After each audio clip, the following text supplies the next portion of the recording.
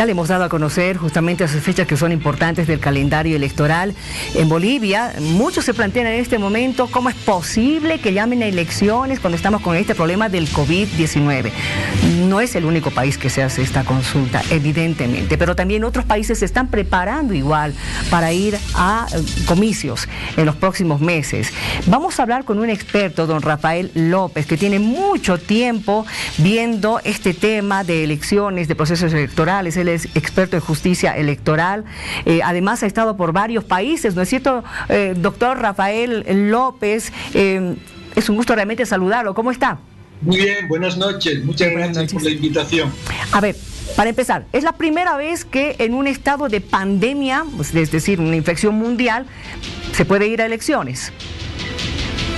No, es la primera vez este año, sí, claro, porque una pandemia como esta no la hemos tenido nunca antes en lo que nosotros podemos colegir de la historia. Exacto. En ese sentido es nueva, pero como se llama pandemia porque afecta a todo el mundo. Y este año, 2020, en el mundo hay más de 100 países que tenían y tienen elecciones programadas en todos los continentes.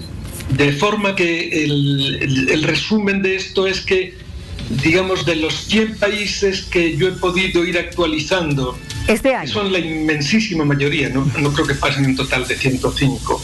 De estos países hay más de 50 donde las elecciones, bueno, había como 60 y tantos donde las elecciones se postergaron, se pospusieron por la situación del coronavirus, y las harán o las están haciendo más adelante de la fecha originalmente propuesta.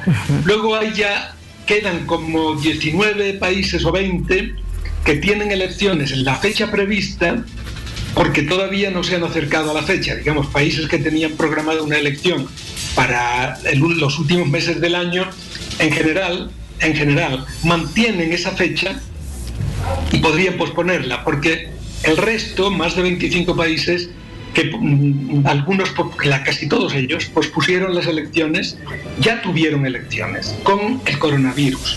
Es decir, que la situación no es tanto si el coronavirus permite que haya elecciones, sino las condiciones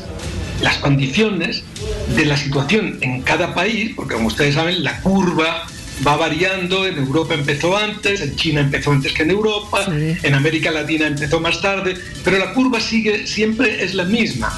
Es decir, es un contagio que es un contagio general, muy fácil de pasar de unas personas a otras, con una incidencia variable, como sabemos todos, dependiendo de los grupos de edad, las condiciones de vida, etcétera. Y la curva sigue el mismo camino en todos los países. Entonces la cuestión aquí con las elecciones es si en el estado en que la curva de infección está en una determinada fecha o se prevé que esté en una determinada fecha, se puede tener un control razonable del proceso electoral. Es decir, aquí hay dos preguntas que hacer. Una es técnica.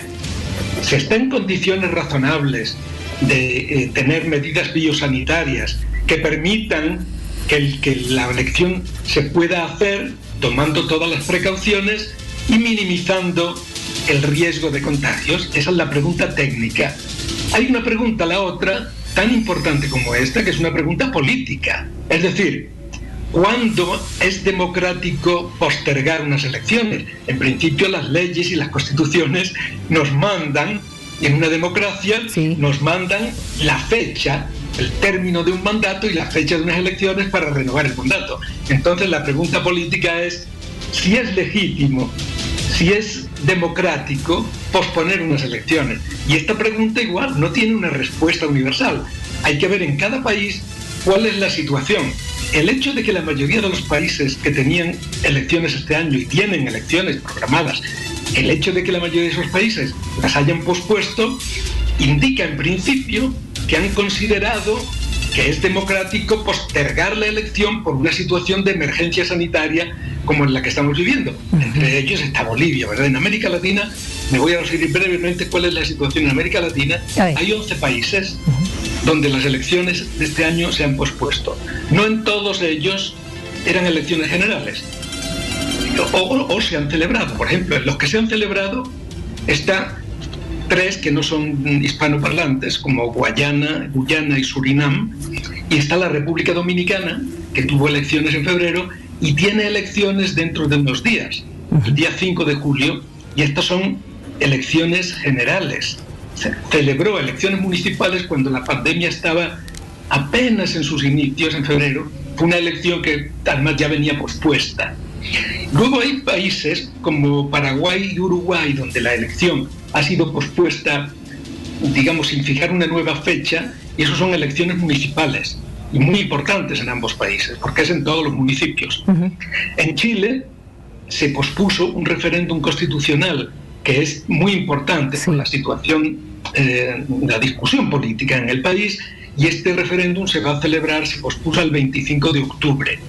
Y luego hay otros países donde se han pospuesto elecciones, pero que son elecciones locales y parciales. Por ejemplo, en Brasil y en México hay elecciones que han sido pospuestas en varios estados.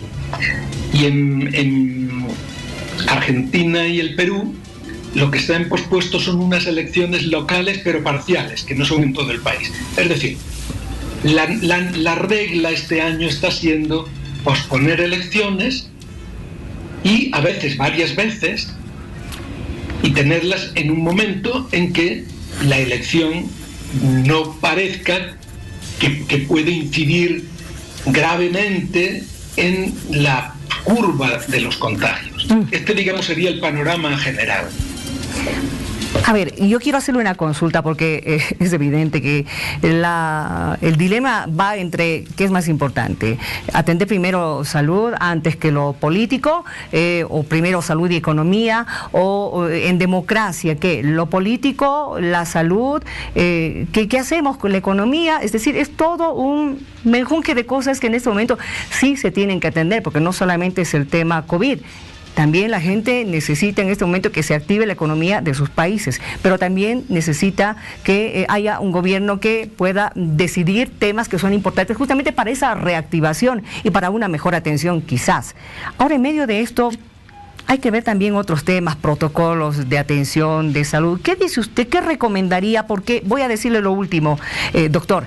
Hoy en Noruega ha salido un estudio que es llamativo. Usted sabe que Noruega ha ido desde el principio a aplanar la curva para que desaparezca de una vez el contagio.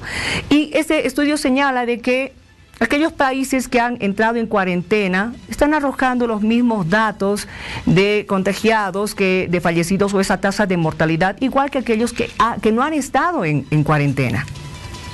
Bueno, lo que sucede con esto es que yo no he visto el estudio, pero lo que sucede con esto es que no tenemos un tracto de tiempo, no tenemos un periodo de tiempo para llegar a una conclusión como esa de manera más o menos sólida. O sea, la verdad es que esto es una situación nueva. Sí. Tenemos que aprender a vivir con ella, porque sabemos que no se trata de un virus como otras pandemias que se han conocido. Por ejemplo, el ébola es un virus que cuando la persona se enferma es cuando se contagió, y entonces se le aísla. Muy fácil de controlar. El problema de este virus es que es invisible, y por lo tanto cuando la persona da la cara, cuando el contagio da la cara, la persona igual llevaba ya enferma 20 días o 15 y ha contagiado a muchísimos más. Eso por una parte. Por otro lado, tampoco hay que contraponer el derecho a la salud contra un derecho político, como la participación, porque no, de hecho lo que hay que hacer es conectar y tratar de armonizar esos tres derechos que hay ahí: la economía, el saber vivir con el virus y tener elecciones cuando haya que tenerlas. Es decir, como he dicho antes, no todos los países están en la misma situación política. No es lo mismo un país donde la elección es rutinaria, y en esa situación le pongo el ejemplo de Francia. Exacto. O Baviera en Alemania. Aún en Francia la elección municipal, que por cierto la segunda vuelta se celebra pasado mañana, sí, y fueron pospuestas, esta segunda vuelta ha sido pospuesta. Aún en este caso se ha discutido mucho la situación política, y es el único país donde se ha hecho un estudio, que no puedo entrar en él ahora por razones del tiempo que tenemos, un estudio muy profundo, muy serio, sobre la conexión entre en los días de las elecciones y cómo cambió la curva del coronavirus. En Alemania hicieron también un estudio. De hecho, le digo, entrar a esto nos llevaría más tiempo. Mi punto es el siguiente: la economía no se puede parar, porque si no, bueno, nos moriríamos en casa o nos moriríamos enfrentándonos unos a otros por lo que es básico, que es comer, ¿verdad? Para empezar.